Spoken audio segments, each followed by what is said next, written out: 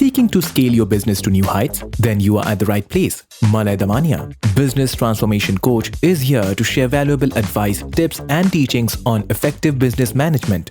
Learn from the best to run a thriving business in these volatile environments. And for more interactive learning from Malay, sign up for his free webinars happening every Sunday at 11 a.m. IST, where you can dive deeper into business transformation strategies. Registration link given in show notes. And now buckle up for some quick and actionable insights that will revolutionize your approach to business on Business Veda podcast from your host Malay Damania.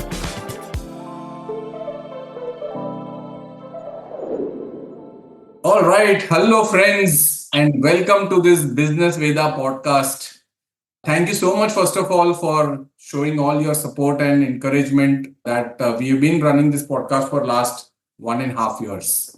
So today is going to be a special podcast, a guest conversation.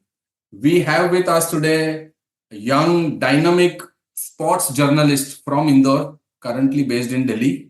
Despite having a family business, his passion for sports took him into sports journalism. He has degree in international journalism from Cardiff University. Having lived in Indore, Delhi and London, his lifestyle routine reflects combination of all three cities. And with a work experience of over 4 years, and he has a special affection for football. I'm glad to present before you our young dynamic sports journalist, Anurag Jain.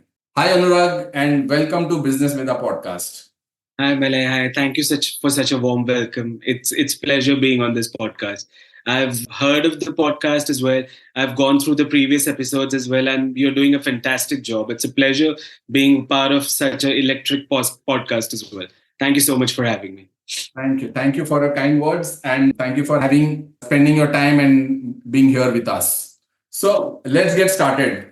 Before we get to the topic, let me just pick your brain into, let us know something more about you on a personal level. So Anurag, I'm just going to say a word and whatever comes to your mind or whoever comes to your mind, you have to just offshoot a very quick fire kind of round to begin with. Good to go? Yeah, sure.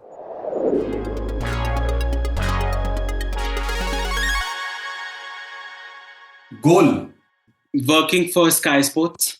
Food. Indore. Money. Father. Hard work. Mother. All right, you are a family man, Indore boy. So yeah, well done. Deep-rooted values and I would say mixture of being an Indori and a professional, because having traveled to certain parts of the world and certain parts of India as well, I can confirm that my allegiance is towards Indore food. So that's something I'm really proud of. Lovely. And I've come to Indore quite a few times and I love that food from Sarafa Bazaar and Chappan Dukan and all of that. Very famous. It's exceptional as well. Yeah. All right. Okay. So let's get to the topic of the day. Anurag, we have seen that in earlier times, sports means hobby. Yeah. But things are pretty much fast changing nowadays. Younger generation do look at sports more professionally rather than just as a hobby. So what is your thought about it? So the recent athletes are actually a prime example of this thing. In the past as well, people used to look at sports as something of a recreational activity for parents as well. I mean, there was a famous saying, "Padhoge likhoge to banoge nawab, kheloge koodoge to." I mean, you must have heard of it. And in the recent past, parents as well as all the students as well used to think about it in the similar manner. Having grown up in a millennial generation, I can confirm that some part of my childhood was based on this thought as well. But today, all the athletes, 17-year-old, 18-year-old, 19-year-old athletes representing India at the Olympic level, Asian Games level, it's no more just a hobby. It's a career. People look at it as a career. Imagine being a cricketer in India. You'll earn loads and loads of money. So from a business perspective as well, sports is no longer just a recreational activity nor just it's a means to stay fit. I mean, on a neutral level, you can see people exercising, you can see people taking up sport for fitness as well. So it is rooted in a lot of people's day-to-day life. I mean, for a person like me, all the sports journalists, you see them playing a sport as well. So like we have our weekly cricket matches, we have our weekly football matches. So sports is no more just a recreational activity, but it's a means to stay fit as well as it's a career for a lot of people. Neeraj Chopra in the recent past stated that he went into javelin throw because he was overweight. So he went into that field, but then became such an exceptional talent that all of India is in awe of him. Like not just all the athletic people, but also the cricketers, all football people. I mean, like he's a brand ambassador for sports in this country. He has become a brand ambassador, and somebody coming beyond cricket, becoming a brand ambassador, is a huge achievement, and especially in India. Absolutely. I think very well said. And there are huge opportunities now that we see. In our times, I remember sports was equanimous with cricket, I mean, but today, youngsters, the young generations are going for so many other sports. And there is huge encouragement by the society as well to take up other sports other than cricket. That's really fascinating to know. Yeah, and then You gave a great example of Neeraj. But yes, we can't not talk about cricket being Indians, and the iconic league that has been going on in cricket for last 15 years is obviously the Indian Premium League, IPL, the biggest tournament in terms of money, in terms of entertainment, in terms of popularity, isn't it? I just want to know your view about what is the kind of impact that these kind of IPL make in the image of sports in general and cricket in particular. So what happened was IPL started after the success of 2007 T20 World Cup in India. It became such a popular league that India and BCCI in general, which is the governing body of cricket in India, became such respectable body in the cricketing world. India became superpower thanks to IPL, Indian Premier League. And it all boils down to the popularity amongst Indian. So like, irrespective of whether we had won a World Cup or not, cricket was still a popular sport. I still remember I was young in 2007, but the aftermath of India losing the 50 over World Cup. So all the cricketers faced the backlash and everything. But then IPL came as an entertainer as well as a means to grow cricket in India. So like a sport which was already popular in this country became even more popular. A lot more athletes started taking up cricket as a sport. I mean, before 2007, cricket was not that. I mean, cricket was still popular, but it was not that it was not on a grand level. So like in present situation, if you see, cricket has superseded, like IPL, the Indian Premier League has superseded in terms of viewership, the Premier League, which is the footballing league. And this is Barclays Premier League for sponsorship reason, they call it. So the English Premier League, it has superseded in terms of viewership, and which is huge, superseding a league which has been going on for more than 150 years. That's a big achievement. So cricket came as a business prospect in this country as well. Imagine in 2003, cricket was still a means to earn for all the sports personalities. They were doing brand endorsement and other things. But now the league itself became such a brand that people started earning more from it. Imagine Virat Kohli. He is one of the richest athletes in the world. And it is all down to Indian Premier League.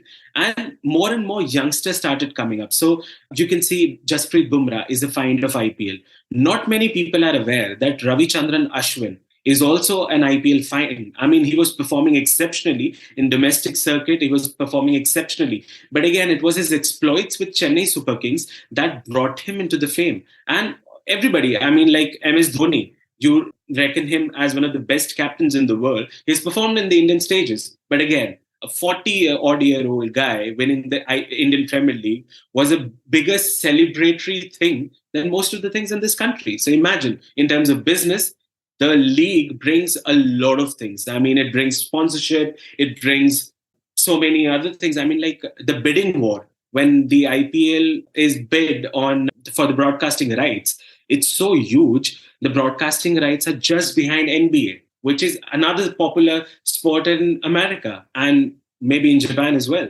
So imagine superseding such a league by just one country. And it gave birth to a lot of other leagues as well. So imagine doing a business, something like that, that it becomes inspiration to others. So like since you are from Mumbai, I can give you the example of Amritulya Chai. I mean, like that was one chain that started, and it started giving birth to other businesses in tea business. So IPL was something similar. It started as just one league, but then started it produced. I mean, like it gave birth to other leagues. For example, the BBL actually started before it. So another leagues are PSL, and then you had Bangladesh Premier League, Caribbean Premier League. So like all the countries started taking IPL as an example, and they became such a powerhouse again. So yeah, a profitable business, I must say, not just a sport, but a profitable business as well. Absolutely, absolutely. It's a big boon, not only for cricket, but for entertainment, the money power there, the branding, and it has crossed beyond Indian boundaries. And as you rightly said, other countries taking IPL as an example and replicating the model there in their own country for upliftment of cricket in their own country. So yeah, I think this is one of the biggest success story for Indian cricket. Absolutely. Let me just take this a little forward. So, how does sports as an industry help or contribute into growing of business? We talk more about business, and I'm glad that we are now today talking sports and business, just trying to link it together, and which have a very close connection now. How do we see sports contributing to the growth of business or growth of rising economy of any country? Have you got your copy of Business Champ yet? If not, go ahead and grab this Amazon bestseller by Malay Damania. It is a complete roadmap to transform your business. Thousands of business owners have already benefited from the book. Get your copy now from the link in show notes. So actually, it can work both ways. So sports can actually be a boon to a country, and it can be a bane to a country as well. So Olympic is an example of the same. So whichever country has hosted Olympics, Greece is a prime example, Brazil is a prime example. They have suffered such losses. Organizing such a grand tournament on such a grand level has become a downfall for it as well. But again, if you see the positive sides of things, for example, since IPL started, a lot many companies started investing in it. The biggest example is Reliance. I mean, one of the best performing brands in this country stepping into cricket. Then you had Sun TV, other bigger brands. You had Bombay Dyeing as well. You had all the big brands participating, collaborating, and it's just on a grand level. If you talk about sports in general, for example, if the World Cup is happening in this country, you'll see a lot many t-shirt vendors. They'll be sitting outside printing t-shirts, giving it out to the people. So it becomes a part of business as well. And this is true to all the big events happening in this country. For example, I myself saw when Simhast happened in Ujjain, it gave rise to a lot of businesses in India. And similarly, it does in the sports industry as well. If you are organizing a tournament, it will give rise to small scale businesses, large scale businesses, and it will contribute to the growing economy of this country. For example, the Narendra Modi Stadium, it is one of the biggest stadiums in the world, I would say. In terms of capacity, it can host about 137,000 people, which is more than so many other. I mean, like a normal football stadium can host up to 80,000, 90,000, sometimes even a lakh supporters. But having 137,000 supporters, it's such a grand stadium. It will give rise to a lot many small businesses. It will give rise to even popcorn vendors, to bottle. I mean, so like one of the brand grew thanks to the sports and industries in this country. So sports and business, they go hand in hand. They go a long way as well. If you see in terms of sponsorship, in terms of they bring a lot to a country. So for example, if Virat Kohli is playing, he has such a reputation. Every brand would want to promote themselves on Virat Kohli's bat or gloves or anything of that sort. MRF is into tires. It's not a company that manufactures cricket bats, but it's there on Virat Kohli's bat. It was there on Sachin Tendulkar's bat. It was there on Brian Lara's bat. And it's such a big brand that they promote themselves through via these platforms. Byju's was another bigger brand that was part with the Indian jersey. Star Sports, another bigger brand that was part of the Indian jersey. So they gain a lot from this as well, and it contributes to the nation as well. So if BCCI is becoming richer through the brand sponsorship and through so many investments, it will help the country as well. And I personally feel that the more successful a nation is in terms of sports, the better it is for its economic growth. Australia is a prime example of it. They participate in legit every sport. In when you talk about swimming, football, cricket, they are the 25th ranked country in the world in football. They are very good in hockey. Their men's and women's team, they're pretty good. India, I mean, like they're joining there in terms of Commonwealth, in terms of Olympics. Australia is a prime example. China is another country that's becoming superpower because of their sports exploits. They might not be into mainstream sports like cricket, football, or tennis or hockey, but they're still, I mean, like they're getting there. So every country who's successful has a lot to do with athletics as well. I mean, England was once a superpower, and it was really good in all sports. So USA, another prime example, another superpower. Russia.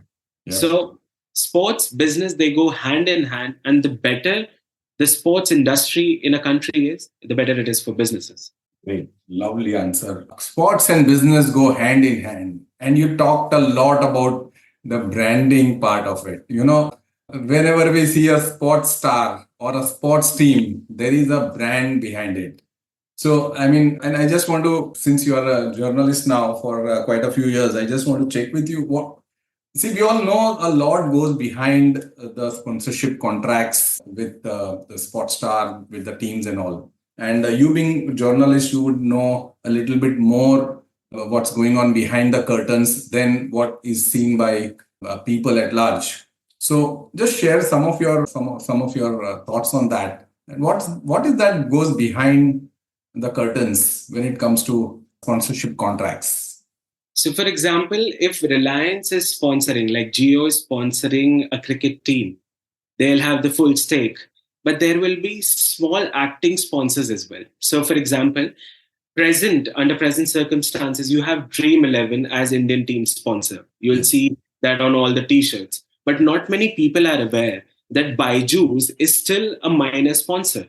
I mean, like they were the biggest sponsor because they had their name printed on the jersey. But now they have become a minor sponsor. So what happens is a board like BCCI or any other footballing board, let's say Manchester United, they'll have a contract with one such organization that you will be providing XYZ money, let's say some $1 billion or something of that sort. You'll be providing that much amount, and we will print your name. So you will govern the rights for this thing, you'll govern the rights for that thing. But there is a certain time span as well. So when Byju's, and beforehand as well, it happened with the Indian cricket team when Star Sports pulled out in middle of the contract. So they were the minor sponsor for that period of time. Byju's is still a minor sponsor. They'll still have the stakes. When bidding right goes, so for example, Jio Cinemas bid for the IPL this year for broadcasting online. So what happened was they bid the most. So the board will give the broadcasting right to somebody they bid the most because they will have their personal gains in them. So the more the money, the merrier it is for them. And the bidding right was so much that it superseded Premier League. It actually even came close to NBA as well. Wow. I mean, imagine competing with such big brands, such big leagues. Imagine superseding them. So that happens. I mean, like in terms of sponsorship. And there are certain restrictions as well. So like, for example, Adidas is the official sponsor of the Indian cricket team. And Virat Kohli is the brand ambassador of Puma. Although Virat Kohli endorsed, he still wears the t-shirt, the Indian jersey, he still wears that. But outside Adidas store, you won't see Virat Kohli's poster because it will be conflicting with the endorsement he does for Puma. Right. He was there for Manchester City's promotional event, but you won't see Virat Kohli promoting the Indian jersey outside the Adidas store. He'll still be promoting the Indian jersey, but no, he won't be promoting the Adidas jersey. So you'll see these conflicting opinions as well. So since he has a tie or he has, certain contracts with Puma, he won't be promoting Adidas with himself. And that has been the case with a lot of athletes. In the past as well, you saw Roger Federer, one of the legends of the game. Yes. He is the brand ambassador of Rolex. So he never promoted other watch brands. So he always promoted Rolex. He opted for that. And imagine being a brand ambassador of such a luxurious watch company. So that happens. A lot of things, a lot of restrictions are there. So for a cricketer as well, there is a certain amount of brand that they can promote. So in the past as well, there was a conflict of opinion as well. One cricketer opted to promote 2 or 3 brands on his cricket bat. But there's a restriction. You can only promote certain amount. And it was against the law as well. So he had to face a fine. He had to face some sanctions for that. I see. So imagine being in such a catch-22 situation.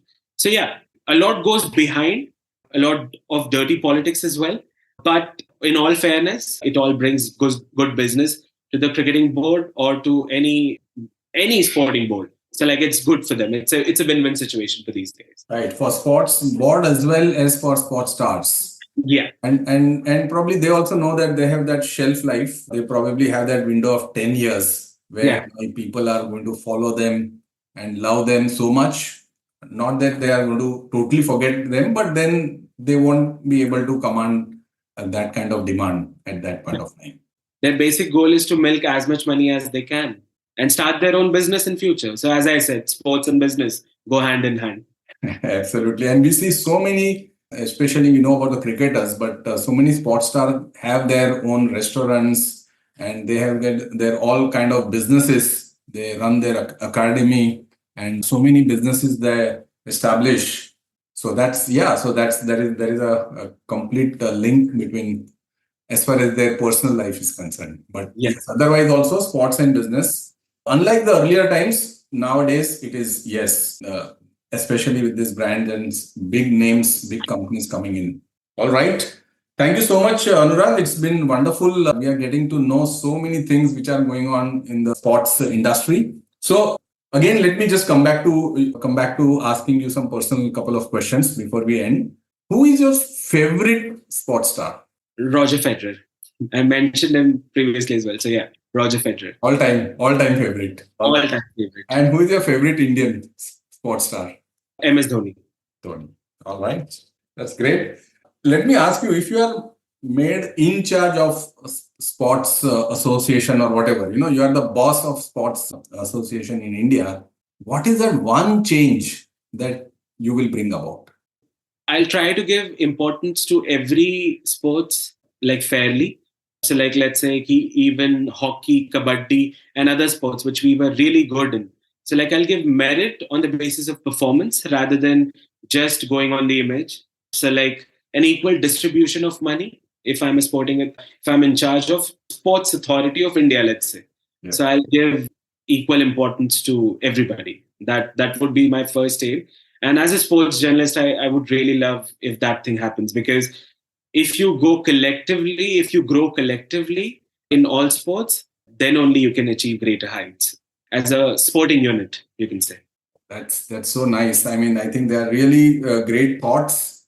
And thank you so much, Anurag, for being with us and sharing your thoughts. I really had a great time understanding from you, how this works and how sports and business are getting more close connected and helping each other, actually complementing each other to grow. Thank you so much, Malay. The pleasure was all mine. Sharing my thoughts with somebody like you, and it was really amazing being on this podcast and connecting with everybody. It was the pleasure was all mine. Thank you so much. Absolutely pleasure, and I wish you all the best You. You have a long way ahead, and we are going to see you more often Thank you. Thank you so sports much. journalisms. Thank you very much. Hoping the same. Thank you so much. See you. All right, friends. Thank you, and have a good time. Bye-bye. A top-rated podcast, Business Veda, is must listen for every business owner. So share this with someone who will find this podcast useful. Remember to follow the podcast and tune in next week for yet another business lesson from Malay Damania.